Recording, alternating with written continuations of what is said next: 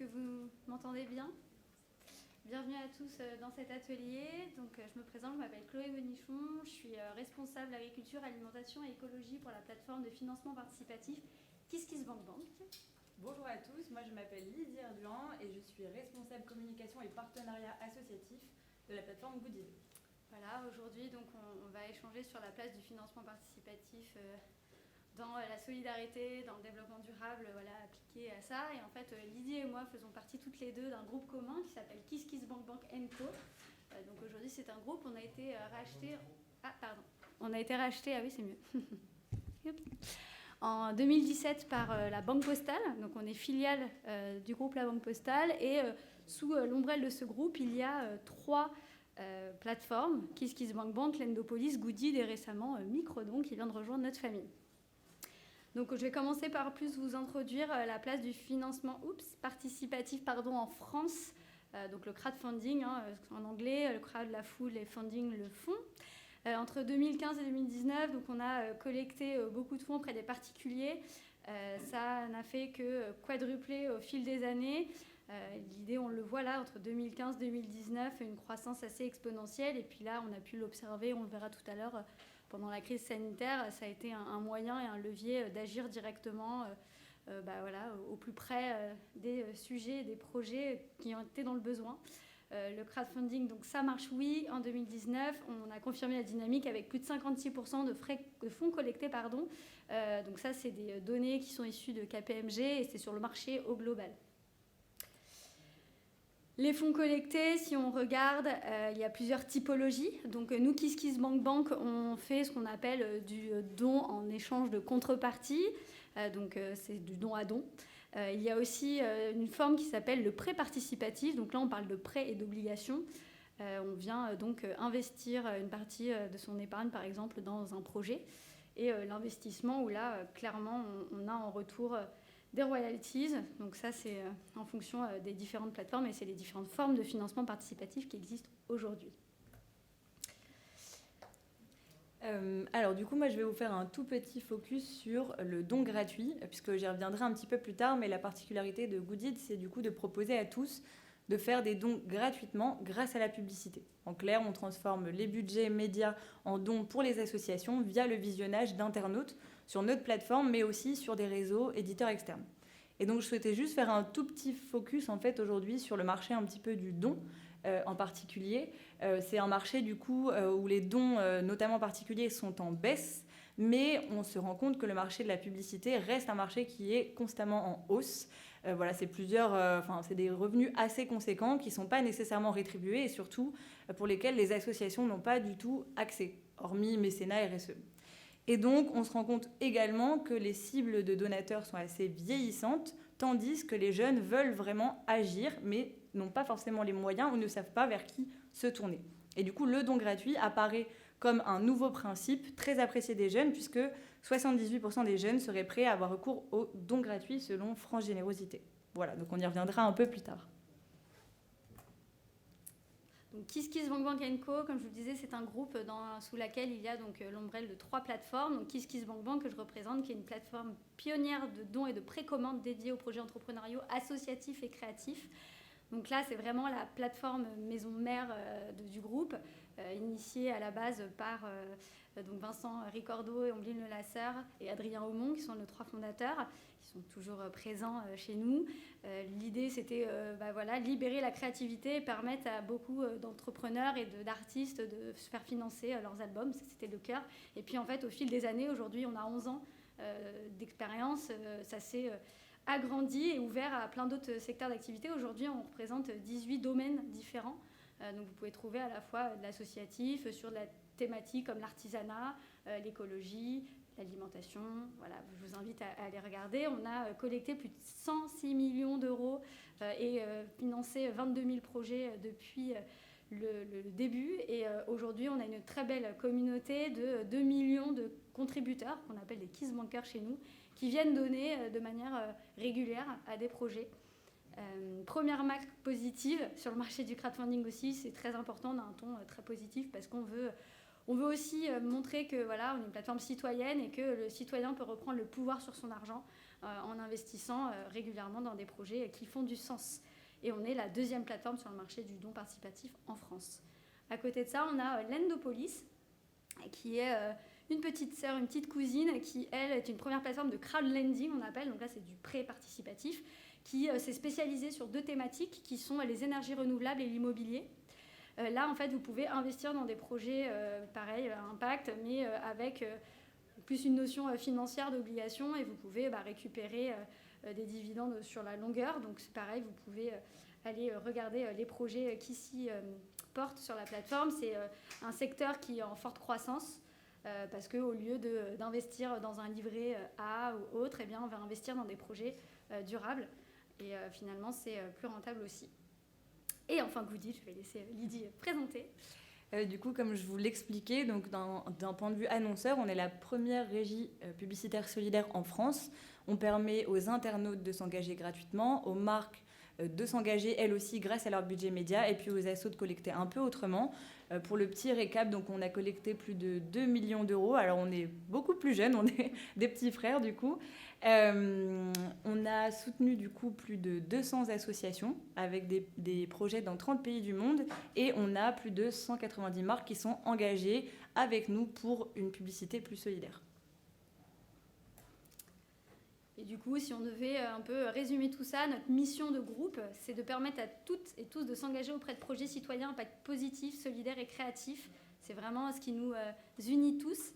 Et notre valeur, voilà, c'est de financer ensemble des projets à impact positif. La citoyenneté, c'est notre mot fort. On est fiers de dire qu'on est une plateforme citoyenne parce qu'on est adossé à une banque citoyenne aussi.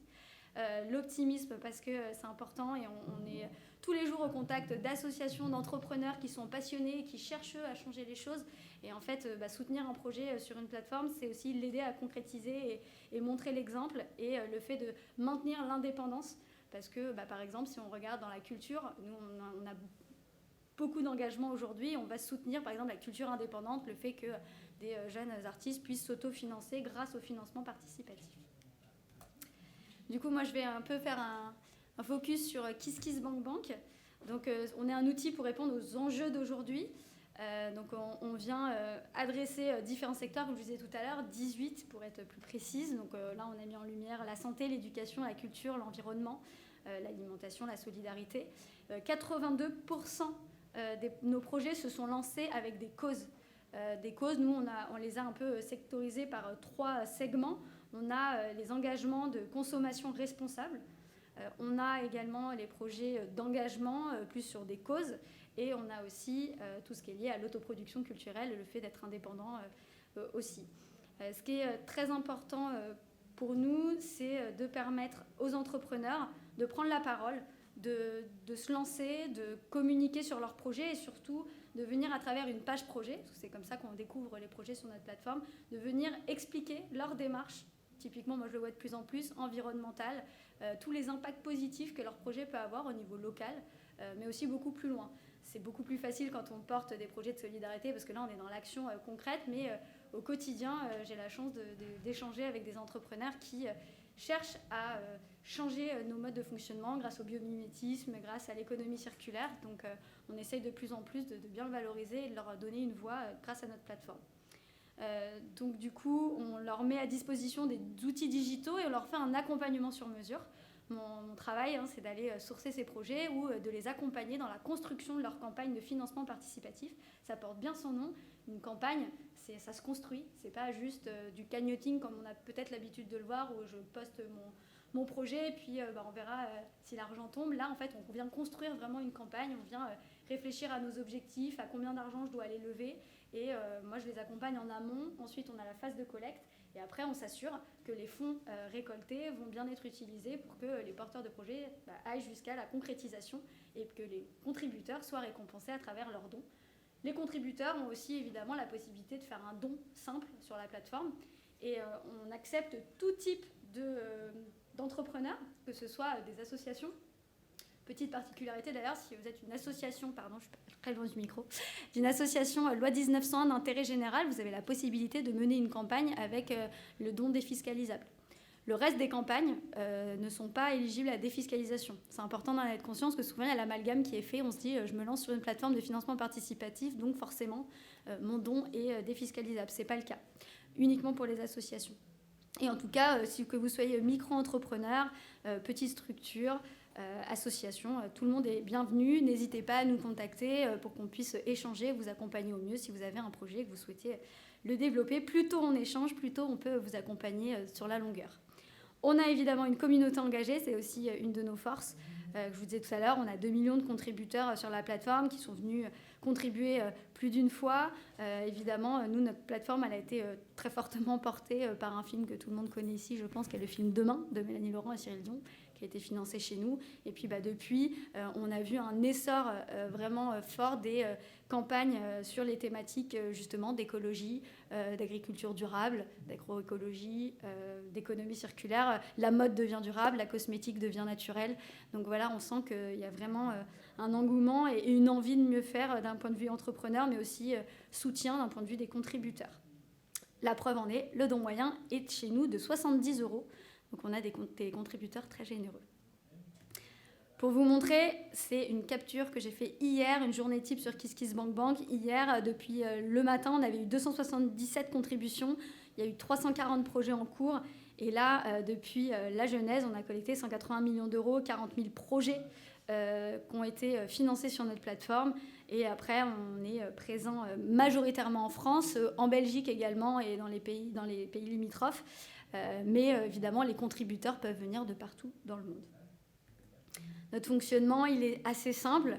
On a, nous, 3 options sur la plateforme. Le don en échange de contrepartie. Donc là, on va venir proposer une contrepartie symbolique, matérielle ou expérientielle.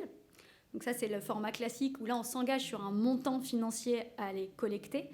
On a aussi, depuis 1 an, le fonctionnement de la pré-vente. Ça aide les entrepreneurs qui souhaitent... qui sont plus dans une logique de lancement de production, qui ont besoin d'un minimum de quantité pour lancer leurs produits. Donc là, on va être plus sur un objectif en pré-vente. Donc on va se dire, j'ai besoin de 80 unités pour lancer mon projet. Et on a toujours l'option de pouvoir faire un don libre. Juste, j'aime bien le projet, je le trouve top, je le soutiens et j'attends rien en échange, juste parce que j'ai envie de donner plus de sens à mon argent. Nous, la phase d'accompagnement, elle se fait en 3 étapes. Je décris mon projet en ligne. Je suis accompagnée par un coach ou par une personne de mes équipes. Ensuite, je viens collecter pendant un maximum de 60 jours sur la plateforme en communiquant, en créant un plan de com à la fois sur les réseaux sociaux, sur les réseaux connexes. Et puis enfin, super, j'ai atteint mon objectif, je suis hyper content, je reçois mes fonds, je peux lancer mon produit ou lancer mon projet. Et je récompense du coup l'ensemble de mes contributeurs et je remercie ma communauté qui est finalement une communauté très engagée et très fidèle parce qu'en fait on a l'impression d'être ambassadeur nous-mêmes du projet et d'avoir permis à un projet de se développer et de voir le jour. Donc c'est une super belle récompense que de participer à ces campagnes. Et chez Goodid alors, Lydie? Alors, du coup, je vais vous expliquer un peu plus comment ça se passe chez Goodid. Donc, on a une belle définition ici. En gros, Goodid, c'est une formule de publicité solidaire qui va permettre aux internautes de soutenir gratuitement des projets d'asso en visionnant des publicités d'annonceurs engagés. Du coup, dans ma phrase, il y avait 3 mots importants, annonceurs, internautes et annonceurs. Goodid, c'est vraiment un principe et c'est pour ça qu'on l'a appelé formule et pas plateforme, parce que vous le verrez après, on se diffuse aussi à l'extérieur. C'est une formule qui ne marcherait pas sans l'un de ces 3 parties. C'est vraiment essentiel. Notre motivation première, elle a quand même été surtout d'un point de vue internaute, parce qu'en fait, notre fondateur, donc, il avait 17 ans à l'époque, et lui-même, en tant que potentiel futur donateur, s'est dit « Ok, moi, j'ai envie de soutenir des projets, j'ai envie d'aider des assos, j'ai aussi envie de créer ma boîte ». Il a un petit peu réfléchi à tout ça. Et en fait, il est parti d'un constat assez simple. C'était la fin d'année, pour la petite anecdote. Et donc, les fêtes approchent, Noël, c'est sympa. Et on se rend compte que d'un côté, on a des annonceurs qui font de la publicité massivement, qui tentent de vendre leurs produits, leurs expériences. Et d'autre part, il y a les associations qui cherchent à collecter, à faire des appels vraiment à dons en fin d'année. Donc en fait, on s'est dit, OK, il y a quand même une connexion qui peut se faire entre les deux. Et donc, la 3e partie, c'est les internautes. Et les internautes, aujourd'hui, utilisent beaucoup de services gratuitement grâce à la pub. Ce n'est pas du tout un frein pour eux. c'est vrai que ça peut l'être pour certaines personnes. On a déjà eu des questionnements où les personnes se disaient, j'aime pas trop la publicité, je ne sais pas trop pourquoi j'irai en regarder pour aider des associations. Nous, notre but, c'est vraiment que pour les personnes pour qui ce n'est pas un frein, ça soit un moyen. Et surtout, comme je vous le disais tout à l'heure, c'est des budgets qui sont colossaux, qui ne servent pas à autre chose que diffuser des messages de communication. Et donc derrière, cet argent, elle peut être rétribuée. D'autant plus que ça devient un gros sujet d'engagement pour les marques aussi. On se rend compte qu'il y a de plus en plus de marques qui veulent s'engager et surtout le faire savoir, parce que ça ne fait pas que quelques années que les marques s'engagent, c'est depuis très très très longtemps. Simplement, maintenant, il y a aussi des enjeux de communication responsable. Même dans le marché de la publicité solidaire, on se rend compte qu'il y a de nouveaux acteurs qui émergent. Et on en est vraiment ravis parce qu'il y a 5 ans, quand on allait taper aux portes des annonceurs ou même des assos et qu'on leur parlait de dons gratuits par la pub, franchement, ils avaient un bug facial. Ils se demandaient un petit peu à quoi ça correspondait. Ils n'y croyaient pas toujours. Et donc, c'est vrai qu'aujourd'hui, c'est un marché qui est en train de se démocratiser tout doucement et dans lequel on est déjà assez implanté avec des marques avec lesquelles on a l'habitude de travailler, des assos également. Plus précisément, du coup, pour les marques, ça peut être des marques de tout secteur.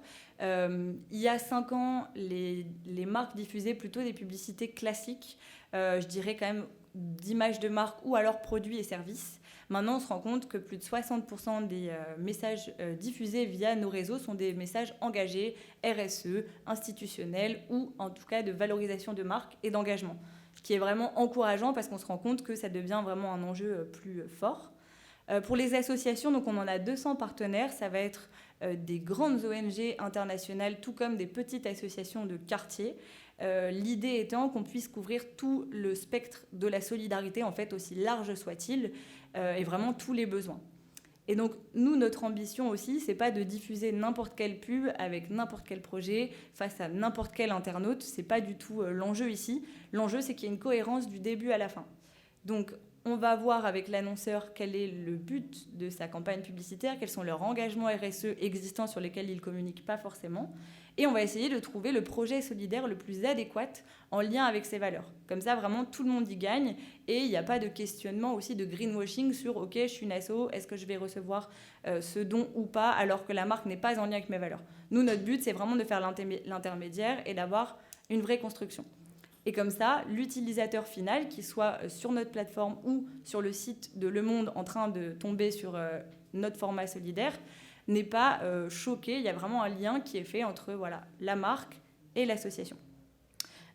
Initialement, du coup, on était aussi une plateforme, uniquement une plateforme. On a du coup fait évoluer notre modèle en fait il y a environ 2 ans. Et sur cette plateforme, il y a quand même une communauté forte qui est maintenant de plus de 350 000 personnes, pour certains qui nous suivent depuis le tout début, et qui viennent du coup tous les jours, peu importe les projets, vraiment soutenir, s'engager, être à fond, nous demander des nouvelles des projets solidaires qui ont été financés.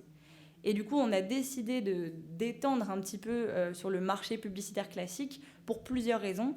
L'ambition de base, c'était de démocratiser le don en ligne grâce à la pub. Or, si on le fait que sur un site et une appli, peut-être qu'on ne démocratise pas énormément parce qu'on ne touche pas tout le monde. Et aussi, on a beaucoup d'annonceurs qui veulent s'engager sur vraiment des montants conséquents, sur des projets long terme, pour lesquels, du coup, c'est vraiment intéressant d'avoir plusieurs options aussi de diffusion de cette publicité.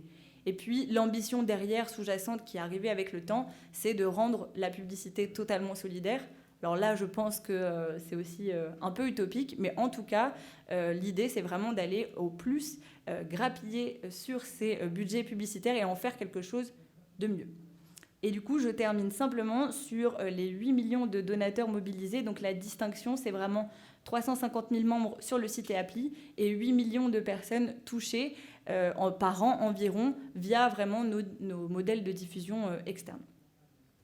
Et je vous ai juste mis ici un exemple en fait de notre format solidaire tel que vous pourriez le trouver sur Le Monde. Dernièrement, on vient d'établir un partenariat avec TF1 Pub, donc on va aussi du coup être présent avant les replays par exemple. Donc le format se présente ainsi. On a d'abord un carton en fait qui explicite le fait que la publicité est solidaire, ce qui indique à l'internaute qu'il va faire quelque chose d'engageant en regardant cette publicité. Il a évidemment l'occasion de cliquer sur en savoir plus, de se rediriger aussi sur le site pour pourquoi pas aller plus loin et faire des dons quotidiennement. Et du coup, on a aussi le logo de la marque, l'association soutenue. Et on vous a mis voilà, quelques exemples en fait, d'éditeurs dans lesquels on peut être diffusé. Et je terminerai du coup un peu sur la partie de transparence. Notre modèle du coup a pu susciter quand même, comme je vous le disais, quelques questionnements. Beaucoup se demandent, ok, c'est assez opaque, déjà on ne connaît pas trop le milieu de la publicité. Qui fait le don? Est-ce que c'est l'annonceur? Est-ce que c'est Goodid? Comment ça fonctionne tout ça? Donc l'idée, c'est d'être le plus transparent possible. Sur notre site, on a vraiment un espace transparence dédié où, par exemple, chaque personne peut voir toutes les attestations de dons de manière vraiment visible. Donc les associations nous font une attestation de versement dès lors qu'on a reversé l'argent du projet. On a pas mal d'associations labellisées aussi, dont En Confiance et IDEAS. Pas que des assos labellisés parce que ce serait dommage quand même de trop se fermer. Une newsletter mensuelle, un blog dans lequel on donne des nouvelles des projets associatifs financés 1 an après, vraiment pour que les utilisateurs se rendent compte qu'un visionnage de publicité, ça peut changer les choses, même si ça a l'air pas forcément intuitif au départ. On a aussi des projets solidaires très concrets, donc de manière assez simple. Sur la plateforme, vous n'allez pas voir un projet qui vous dit « soutenez les Restos du Cœur », vous allez voir un projet qui vous dit permettons à 14 000 personnes sans abri à Paris de bénéficier de repas chauds pendant 3 mois. Voilà, c'est vraiment des choses, des équivalences qui sont très concrètes pour pallier au fait que les utilisateurs ne font pas de dons financiers directs et ne voient pas un petit peu forcément matériellement la finalité de ce qu'ils font. On a aussi une validation systématique de l'annonceur par l'association. Je vous l'indiquais tout à l'heure, on ne va pas mettre, je ne sais pas moi, une marque qui crée des sodas avec des bouteilles en plastique avec une association qui milite pour l'océan. Enfin, c'est juste une question de bon sens. Mais dans tous les cas, on laisse quand même l'association valider l'annonceur pour être bien sûr qu'il y ait une cohérence vraiment entre chacun. Et du coup, on a un business model qui est accessible aussi facilement. Sur chaque campagne publicitaire d'un annonceur, on reverse 60% à l'association. Et le reste, alors n'est pas forcément attribué à Goodid puisqu'on paye aussi la diffusion externe des publicités solidaires. Mais en tout cas, voilà, sur chaque projet, 60% est reversé à l'association. Voilà. Super. Et donc du coup, pendant la crise sanitaire que nous sommes en train de passer, que nous avons passé, du moins pendant le confinement, on s'est dit qu'il était temps, et on a bien vu que le financement participatif était une solution en tout cas très forte et qui nous permettait de réagir de manière hyper rapide à des besoins instantanés. Ça nous l'a confirmé, on le savait, mais tant qu'on ne l'avait pas vécu, on ne pouvait pas le voir. Et là, en fait, c'est ce que ça a prouvé. Donc, on a créé tout un espace qui s'appelle Stronger Together. Désolée pour l'anglicisme, mais c'est vraiment au cœur de notre plateforme aussi. Donc, on a été relayé sur beaucoup de projets, sur beaucoup de médias, où on est venu faire des campagnes de solidarité sur des paniers repas, sur d'ailleurs les deux plateformes, ce que je vous dis aussi, sur des soutiens aux collectivités. Et du coup, on a un peu décliné. Alors désolé, c'est l'effet du coup. On a collecté 1 500 000 euros de dons pour lutter contre le Covid en ayant plusieurs briques. Un soutien aux commerçants et aux restaurateurs parce qu'on a remarqué qu'eux, ils ont été vraiment en besoin direct pour leur survie, et également le secteur de la culture, les sportifs, et puis après on était sur la solidarité pendant toute la campagne. Pour vous montrer quelques exemples, on a eu le Fonds d'urgence Bordeaux qui est venu aider au niveau local les Bordelais les plus dans le besoin avec des biens de première nécessité. Donc là on a collecté 25 000 euros. Après on a eu une super belle campagne qui s'appelle les Fleurs du Bien. C'était donc une campagne à objectif de venir offrir du muguet pour le 1er mai dans les EHPAD pour leur redonner du baume au cœur. Donc là, on allait collecter 103 000 euros. Et puis la communauté d'écotables des restaurateurs qui a mobilisé tout son réseau de restaurateurs engagés pour cuisiner des paniers et pour pouvoir livrer de bons repas aux soignants qui étaient au front. Donc voilà, on se rend compte qu'en fait, des structures sont venues nous contacter. On allait les contacter pour les aider à aller lever des fonds, à être visibles et à leur permettre de lancer leur projet qui était vraiment nécessaire dans le temps qu'on vient de vivre. Du coup, encore une fois, plusieurs relais, que ça a été aussi d'ailleurs en Belgique. Donc on se rend compte que le financement participatif soutient les hôpitaux, relaie les personnes dans le besoin. On a aussi eu une campagne sur les violences conjugales. Donc en fait, on se rend compte qu'on peut toucher toutes les causes et tous les engagements. On a eu Mathieu Persan, c'est cette affiche « Restez chez vous », vous avez dû l'avoir passée, qui est venu faire une campagne aussi, qui a reversé l'intégralité des préventes de son affiche aux hôpitaux de Paris. Donc voilà, tout moyen, qu'on soit artiste, porteur d'une association ou même entrepreneur, on avait envie d'avoir un impact positif instantané, en fait on peut le faire de manière rapide sur notre plateforme.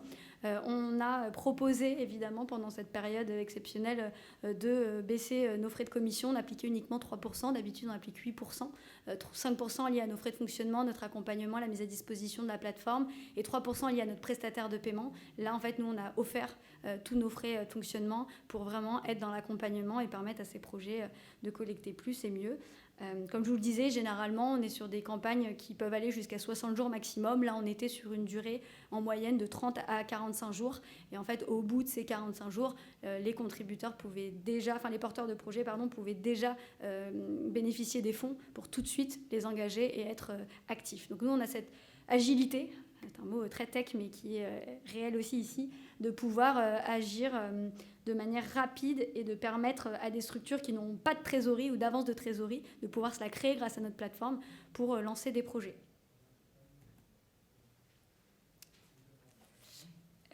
Alors du coup, nous aussi, on a tenté, par nos moyens, du coup, de pouvoir aider toutes les personnes qui faisaient face à cette crise sans précédent.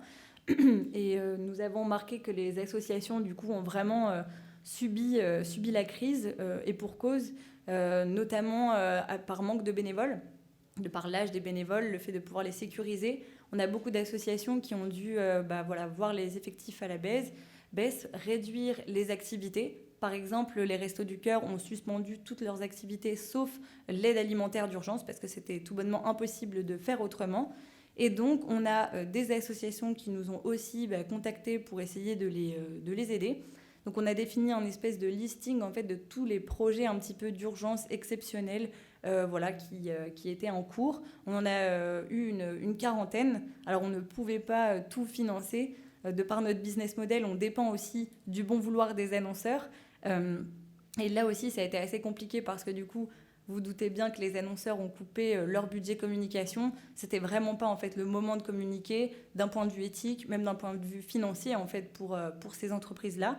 Mais on a quand même des partenaires, des entreprises avec lesquelles on a l'habitude de travailler, qui ont voulu s'engager, qui ont voulu dépenser ces budgets-là pour pouvoir aider des causes en fait qui en avaient besoin. Donc on a collecté 135 000 € pour les assos. On a financé du coup un peu comme sur KissKiss des projets très très diversifiés.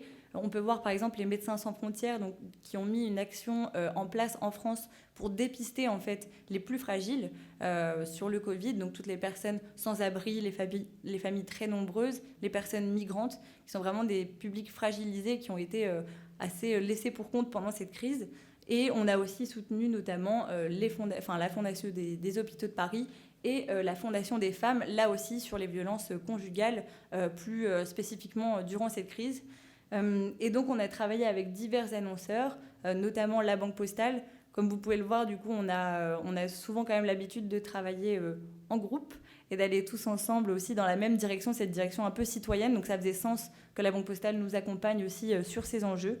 Et vraiment, on a été heureux de pouvoir agir, un peu frustré parce qu'on se rend compte qu'on est dans un carrefour qui peut être intéressant, mais qui peut aussi être un petit peu problématique.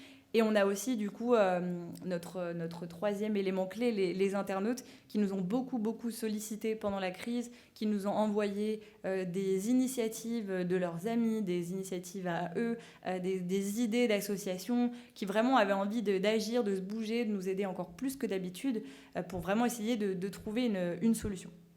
Voilà. Du coup, c'est ce qu'on se disait quand on échangeait toutes les deux sur la complémentarité de nos deux plateformes, parce qu'en fait... Lydie va plus travailler avec des marques et construire vraiment un soutien donnant-donnant avec une association. Quand nous, on est en direct avec l'association ou l'entrepreneur pour aller directement communiquer au contributeur final.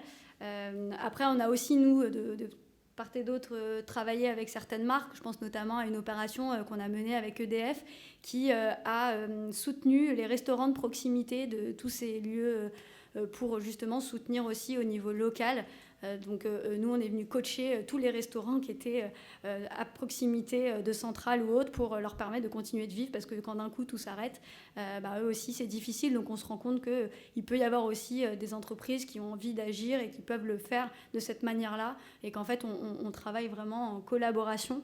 Et alors que voilà, on n'est pas sur les mêmes rétro-plannings, donc ça dépend de votre besoin, ça dépend de comment vous vous positionnez. Est-ce que vous êtes une marque qui a envie d'être engagée et du coup de passer par de la pub, ou voilà, de redonner de la valeur? Est-ce que vous avez un projet que vous voulez mener en direct? Enfin voilà, tout est possible en tout cas sur notre groupe et grâce à nos différentes plateformes. Du coup, on vous laisse la parole si vous avez des questions à nous poser.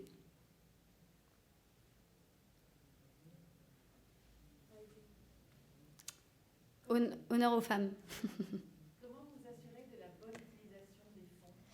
Alors, C'est la porte ouverte à partir en vacances en Polynésie, oui, tout à fait. en ce moment? Je plaisante. Non, justement, c'est très très suivi.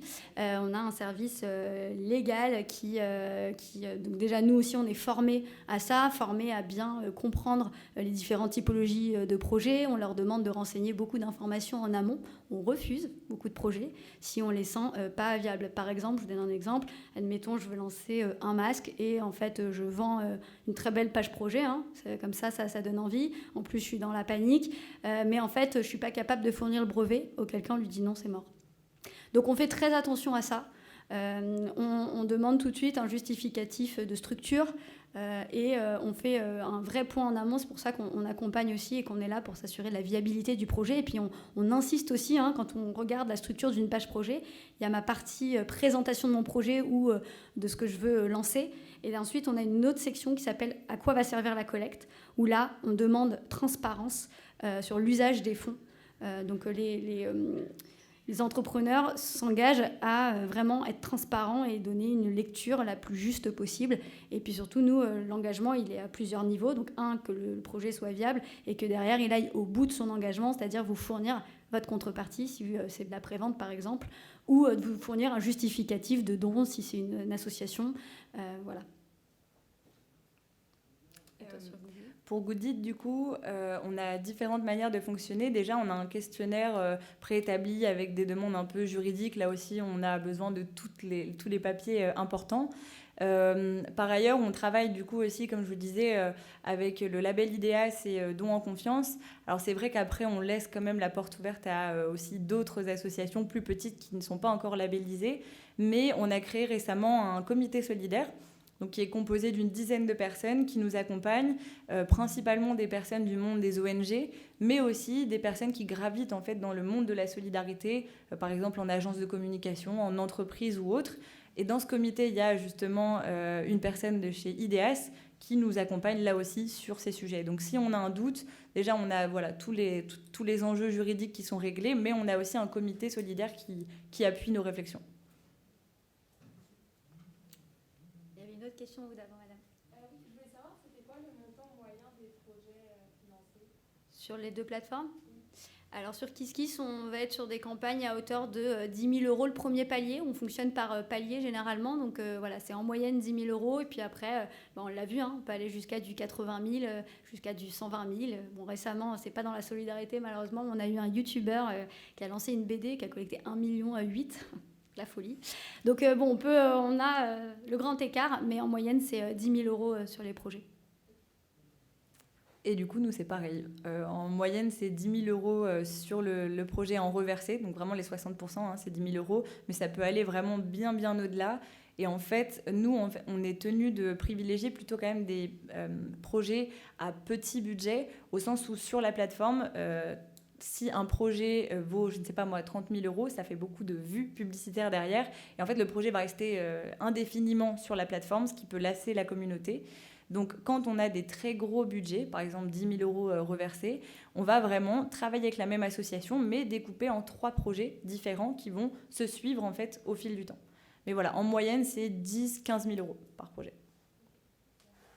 coup, il y avait une autre question derrière. Oui, j'avais une question sur le fonctionnement en fait, de la plateforme de la régie publicitaire. Ouais. Tout à l'heure, par exemple, vous avez parlé d'un partenariat avec TF1, je crois, Replay.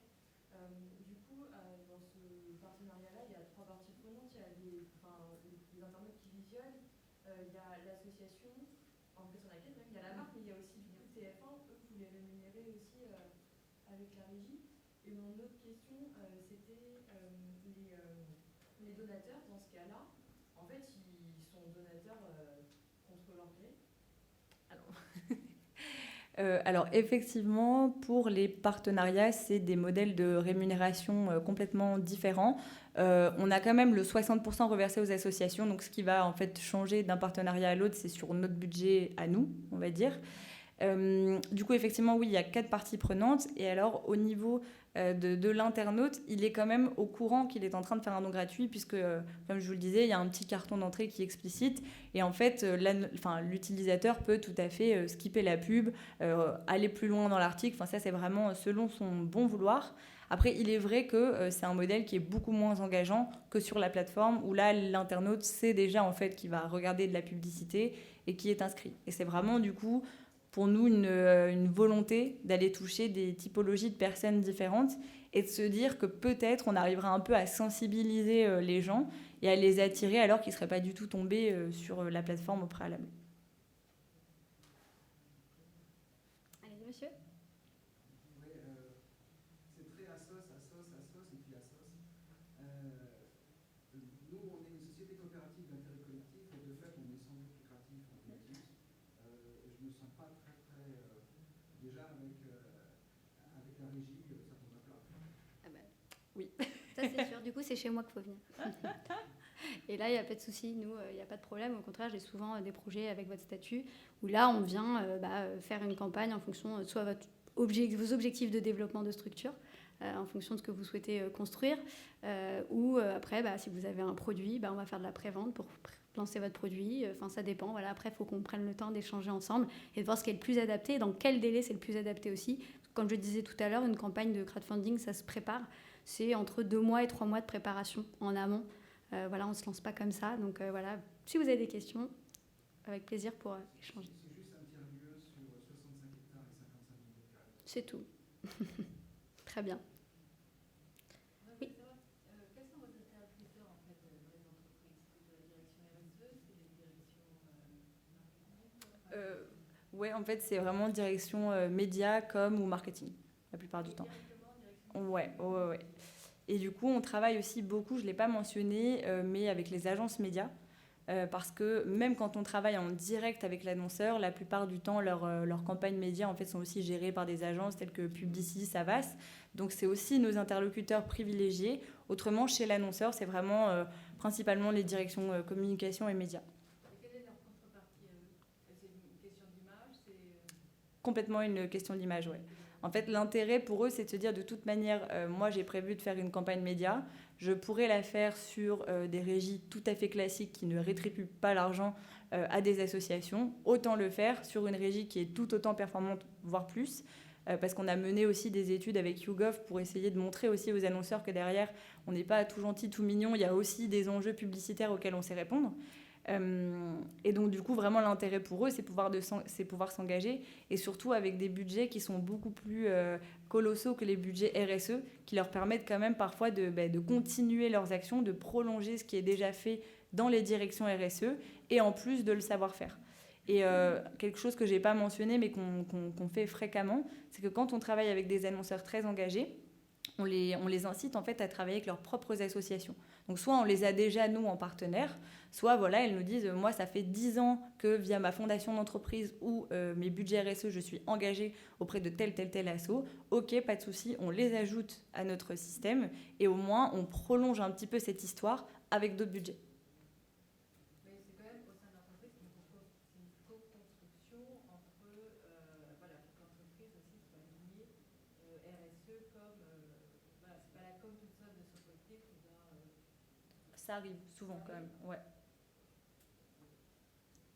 Et moi, je me permets de rebondir là-dessus parce que je ne l'ai pas mentionné, mais chez KissKissBankBank, côté plateforme, j'ai une collègue qui s'appelle Sissi Leroy qui est en charge des opérations spéciales. Et on travaille de plus en plus également avec des marques, ce qu'on appelle des appels à projets. Je vous donne un exemple, on en a lancé un hier avec Naturalia qui s'appelle KissKiss Bio Bio, où on vient soutenir les jeunes pousses du bio. Donc les projets qui ont envie de se lancer et qui veulent bénéficier de visibilité, ils ont la possibilité de gagner un abondement financier de 2 500 €, bénéficier de la visibilité de Naturalia et puis potentiellement à la fin, avec un concours de pitch, de pouvoir avoir leurs produits référencés chez eux. Donc voilà, c'est le type d'opération aussi qu'on va construire avec des marques pour permettre à des marques de s'engager auprès d'entrepreneurs et de jeunes créateurs et de leur donner à la fois des fonds et des moyens de le faire.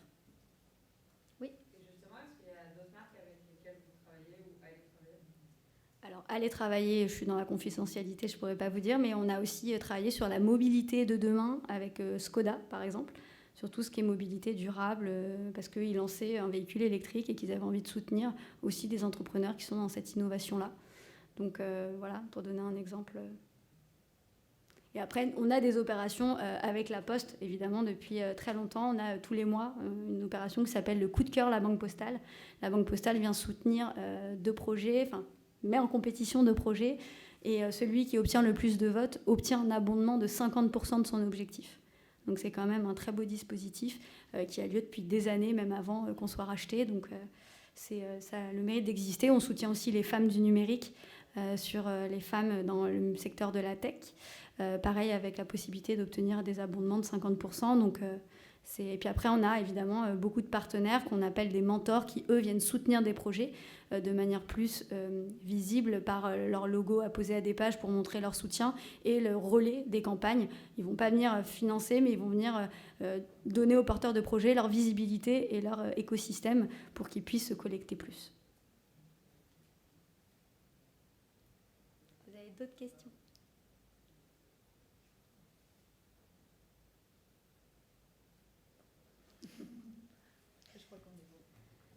N'hésitez pas si vous voulez nos coordonnées. Alors, je sais que les miens sont sur les speakers sur le site de ProDurable. Si vous voulez qu'on échange là maintenant, avec grand plaisir. Et merci à tous pour votre attention. Et on vous invite à aller consulter nos différentes plateformes et de vous aussi devenir un contributeur engagé.